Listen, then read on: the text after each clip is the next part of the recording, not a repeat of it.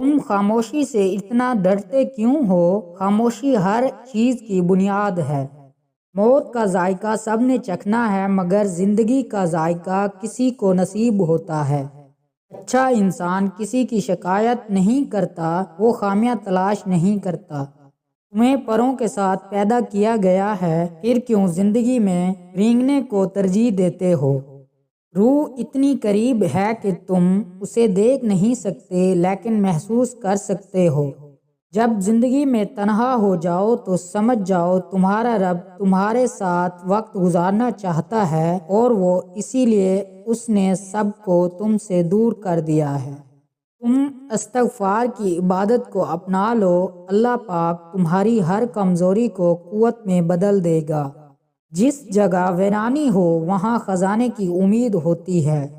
4 چیزیں اللہ کو نہایت پسند ہیں: غریب کی سخاوت، جوانی کی عبادت، گناہگار انسان کی توبہ، اور دولت مند انسان کی عاجزی۔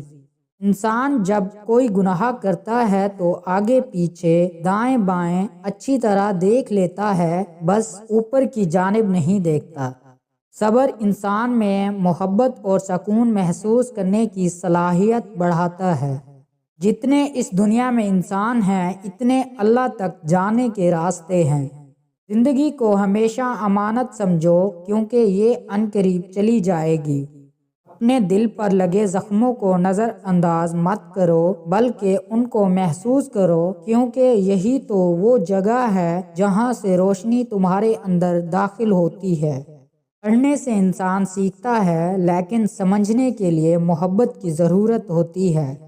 2 آدمیوں نے بیکار محنت کی اور بے فائدہ کوشش کی، ایک وہ جس نے دولت جمع کی اور خرچ نہ کی، دوسرا وہ جس نے علم حاصل کیا اور اس پر عمل نہ کیا۔